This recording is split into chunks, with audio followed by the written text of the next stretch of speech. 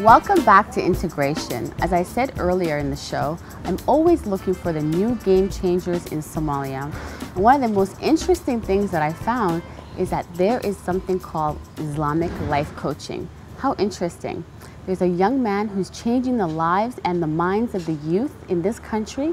His name is Brother Mohamed Diini. He's an Islamic motivational speaker and life coach. And he joins us as he will be taking us through the week in our Way of Life segments.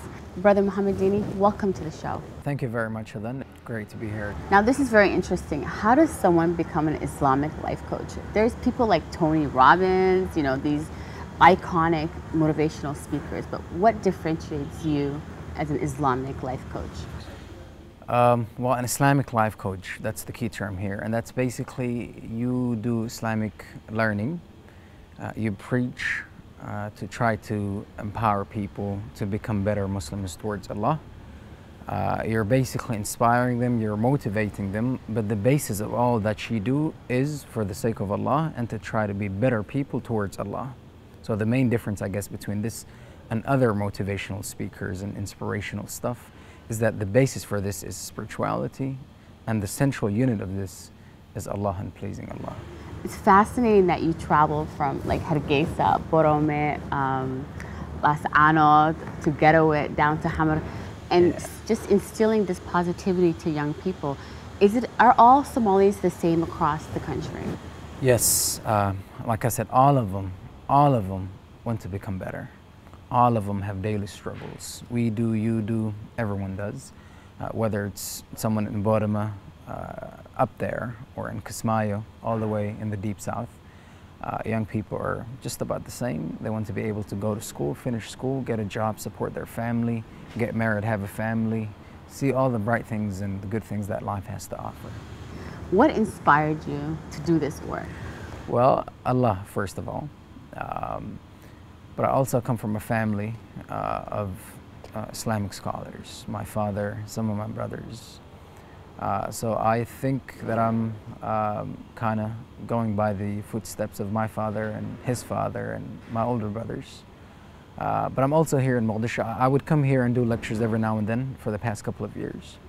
And I thought I'd be better off, perhaps, for more widespread impact to be closer home and be here. And you're seeing the difference?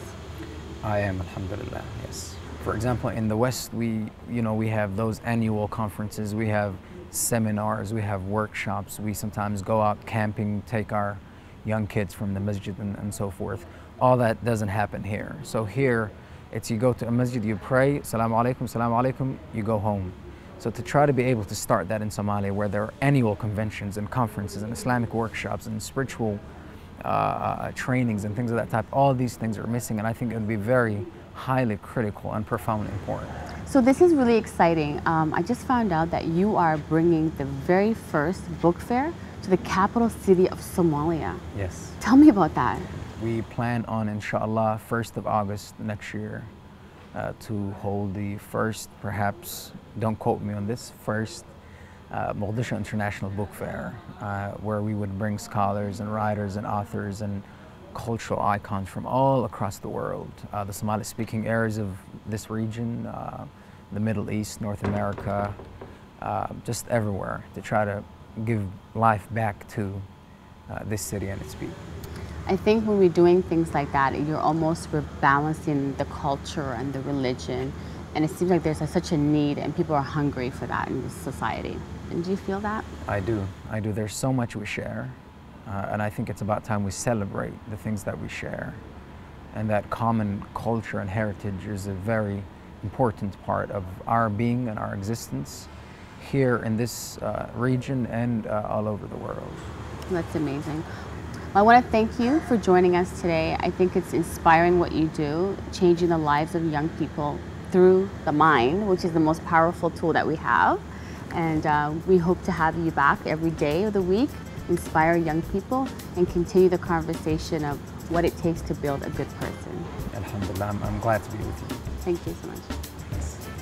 This is Integration. We'll be right back right after these messages.